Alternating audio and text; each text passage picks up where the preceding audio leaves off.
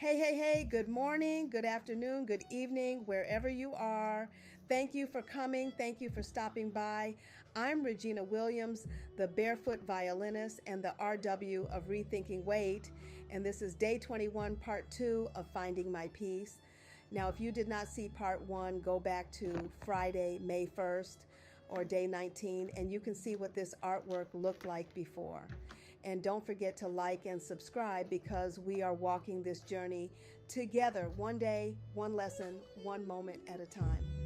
So Friday I did part 1 of Finding My Peace. I was working on the artwork that fell off the wall in my gallery workspace and cracked up. I was sleeping when I heard a crash in the back and I already knew what it was. I just did not know which one. I ran to find my artwork after the tide had fallen and cracked up in pieces. Not the whole thing, but enough. Enough to make my heart drop. Enough to make me stand there trying to take it all in. And I stood there crying as I picked up the pieces thinking, how will I put this back together for someone to want to buy? This wasn't just a quick little art piece. This piece took me 4 weeks to finish from the very beginning. It had layers and layers. It had structure. It had foundation, it had cement, it had weight to it. It was not simple. It was one of those pieces that had to be built little by little, step by step, layer by layer. And then just like that, it fell. So in part 1, I started putting it back together. I glued what I could. I worked with the pieces I still had. I tried to line things back up. I did what I could do in that moment, and then I had to let it set. I had to let it dry. And that right there is a lesson all by itself, because sometimes after something breaks, you can't rush the repair. You can do your part, but then you have to let it sit.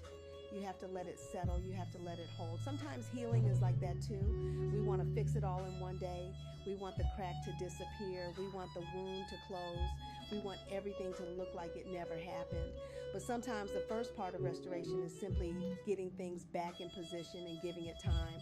So today, I came back to the piece for part 2, and I still had this question in my mind: how am I going to fill these gaps?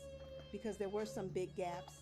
There were spaces where pieces were missing. There were areas that glue alone could not fix. I could connect the broken parts, but there were still openings. There were still empty places. There were still cracks that needed attention. And isn't that something? Sometimes you can put yourself back together enough to function, but there are still gaps. You can smile again.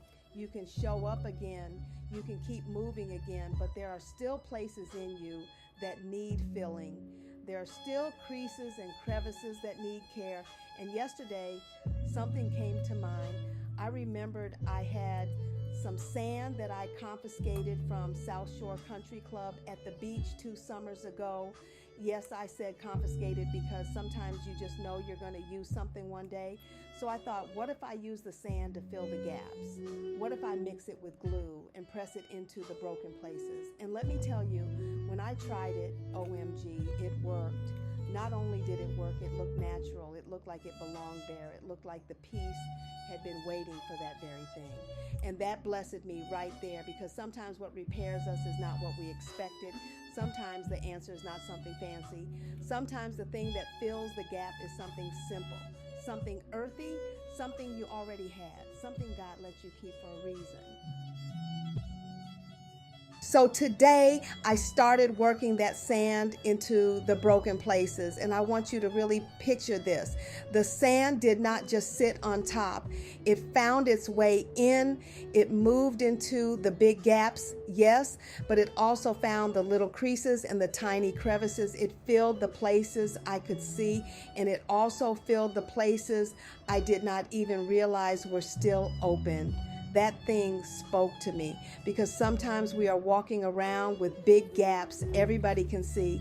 The disappointment, the breakup, the lost job, the friendship that ended, the mistake we made, the thing that fell apart in public, those are the big gaps. But then there are the little crevices too, the quiet insecurities, the thoughts we don't say out loud, the little hurts we keep brushing off, the places where we say, I'm fine, but deep down something is still tender. And just like that sand, God knows how to get into the places we can't even explain. He knows how to fill the big broken places, but He also knows how to reach the small ones, the hidden ones, the ones tucked away in the corners of our heart, the ones we thought didn't matter anymore. I worked on this piece for well over an hour, and the whole time I kept seeing more places that needed attention. I would think I was finished, and then I would turn it a little bit and see another crack. I would smooth one area, then notice another little opening. I would press the sand in, add more glue, smooth it out, and keep going. And isn't that life? Sometimes the work takes longer than we thought. Sometimes restoration is not 5 minutes. Sometimes you have to sit with it. You have to be patient with it. You have to keep looking, keep pressing, keep smoothing, keep building. That is part of BMMT, Be Mighty. Body, mind, movement, and truth. In the body, we have to show up and do the work. In the mind, we have to decide that broken does not mean finished. In movement, we have to take the next step, even if it is small. And in truth, we have to be honest enough to say, yes, this broke, but it can still be restored. And sometimes being Be Mighty means being the bigger person too. That does not mean you let people walk all over you. That does not mean you ignore what hurt you. It means you choose not to stay stuck in the broken place. It means you choose peace over pride. It means you choose healing over proving a point. It means you choose to do the work even when the work is quiet and nobody is clapping. Because everybody sees the finished piece, but not everybody sees the hour you spent filling the gaps. Everybody sees the smile, but not everybody sees the prayers. Everybody sees the comeback, but not everybody sees the rebuilding.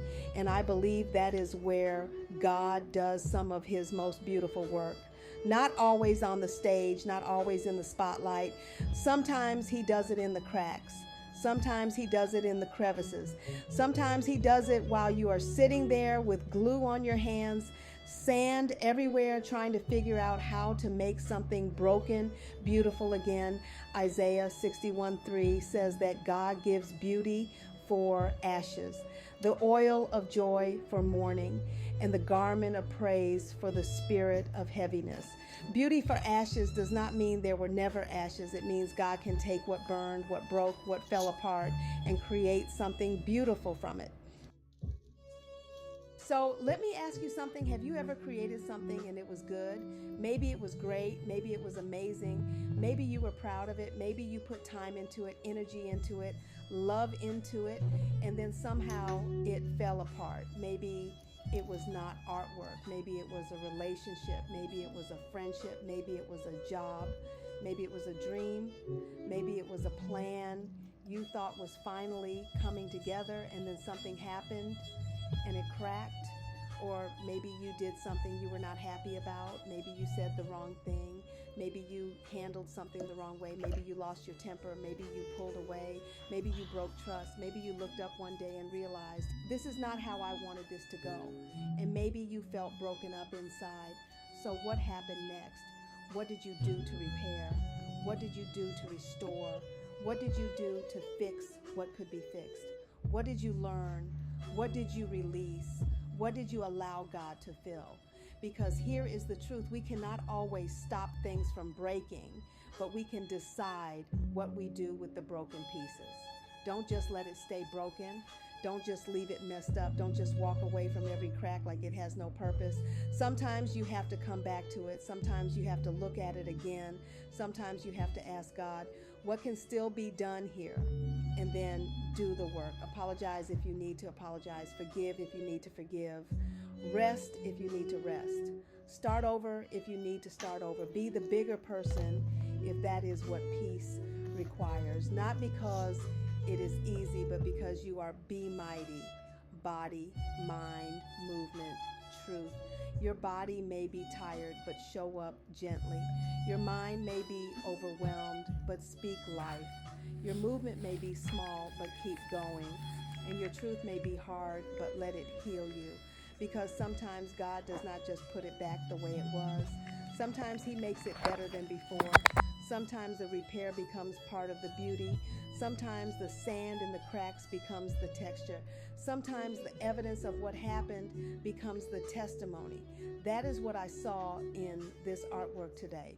The cracks did not disappear completely, but they changed. The gaps were filled. The broken places started blending into the whole piece. What looked ruined started looking restored. What looked like a mess started looking intentional. And that is what I want you to carry with you today. You are not finished because something broke.